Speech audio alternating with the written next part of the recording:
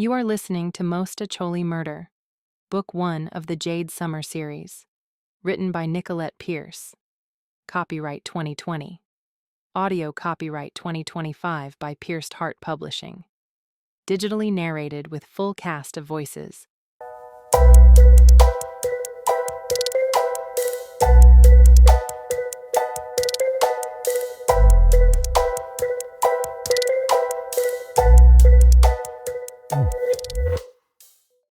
Chapter 23.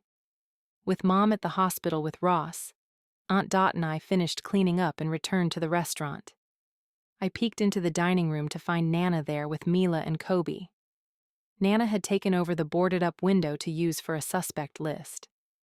Lars and Jalen were written in thick black permanent marker. Who else? Nana prompted Kobe. These can't be the only suspects. Otherwise, Logan would have solved the case by now. Nana, you have to let the police handle this, Kobe said. Like they've done a good job so far. Nana snorted and turned to study the board. We have Lars and Jalen. Who else? I ducked back into the kitchen to escape. It's not that I didn't want the murderer brought to justice. I just didn't want it to be Nana who did it. My phone rang. Glancing at the caller ID, I ignored the call. I had no patience for any of Alan's excuses at the moment. Start putting the pans through the dishwasher, Aunt Dot said as she unpacked the boxes. I glanced between the dining room door where Nana was and the hot dishwasher, wondering which was the lesser of the two evils. Nana won. Grudgingly, I said, I'll go get Kobe to take care of it. Mila needs a break from working, and Nana is about to dig out her Sherlock Holmes hat if I don't stop her. Aunt Dot perked at that. She's here?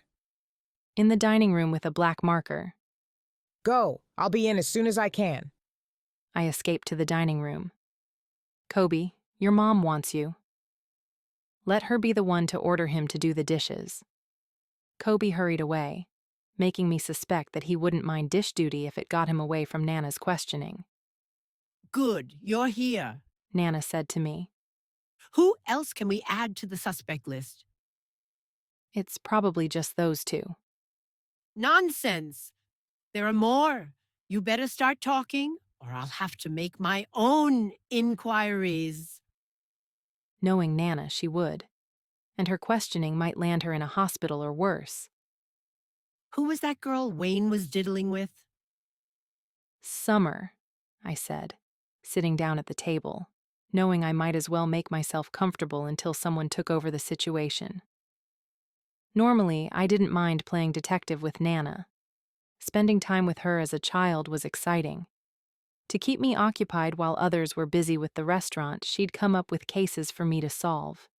I didn't always get them right, but it was fun. Ross, on the other hand, hated it.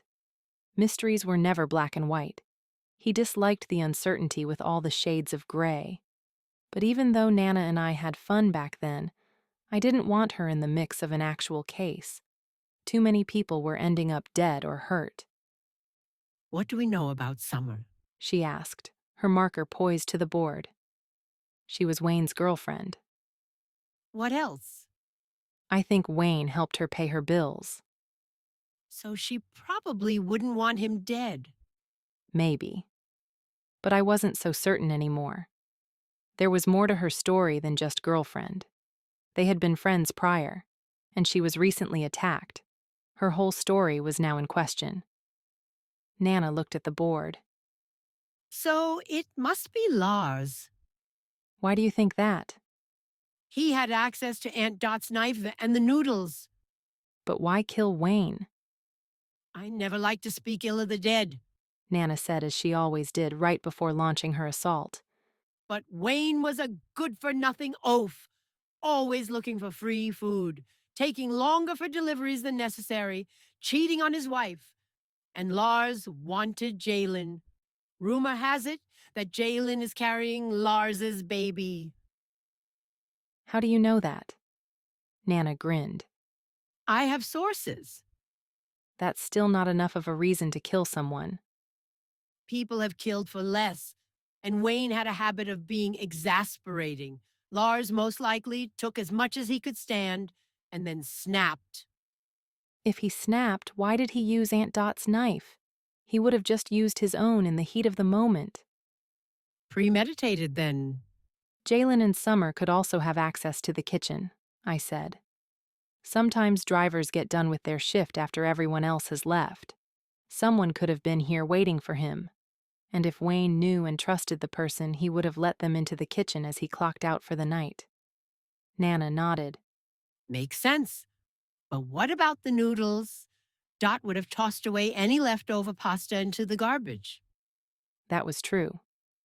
I can't see anyone chasing Wayne out to the dumpster with a knife, stabbing him, going back into the kitchen to get noodles, and then tossing them on top of Wayne. It doesn't make sense. Well, the noodles would have been tossed into the dumpster, so they wouldn't have had to go back into the kitchen.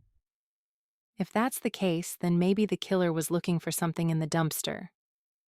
What would they be looking for? I wasn't going to tell her about the vase nor the piece of paper I'd found at the bottom of the locker. I still needed to give the combination to Logan just in case it provided a clue. Do any of them have alibis? You'd have to ask Logan. I only talked to Sommer, but I never asked where she was the night of the murder. Why not? I didn't think about it when I delivered her pizza. Nana brightened.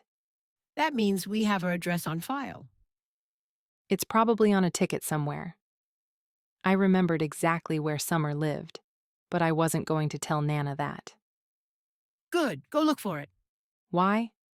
so I can question her myself. Nana, you know you can't butt into an investigation. Logan already threatened to arrest you once. Do you really want to push him? She waved off my concern. Go get it. Leave Logan to me.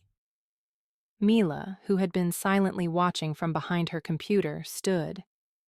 I'll help you find it. I guess that was code for Mila wanting to escape before getting sucked into Nana's sleuthing.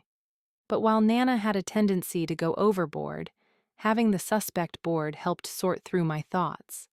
Perhaps once Nana went home, I could make a board of my own. That evening, I went over to lend a helping hand at Mr. Lee's. After the craziness from the night before, 2 of the servers bailed, stating the tips weren't worth the stress. I didn't blame them. However, it did cause concern about how to feed the masses with only 1 server remaining.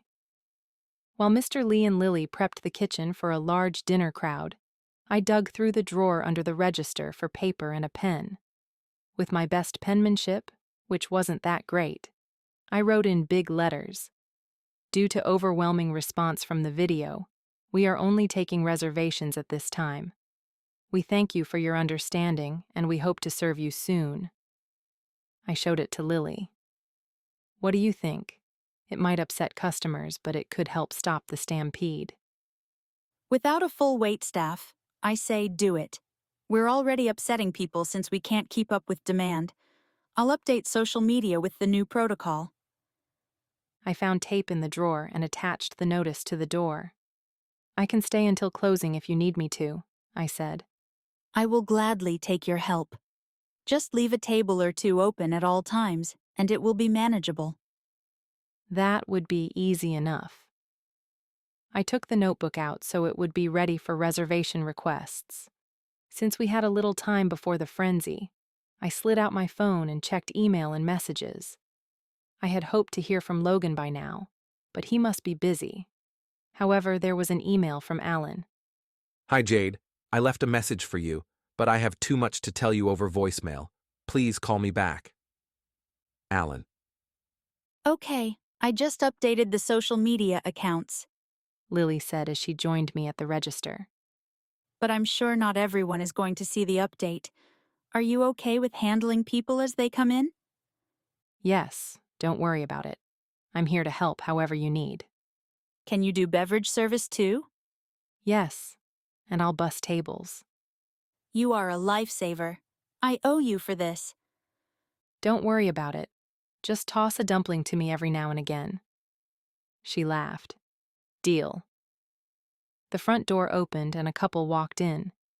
Is it too late to make a reservation for tonight? Let the madness begin.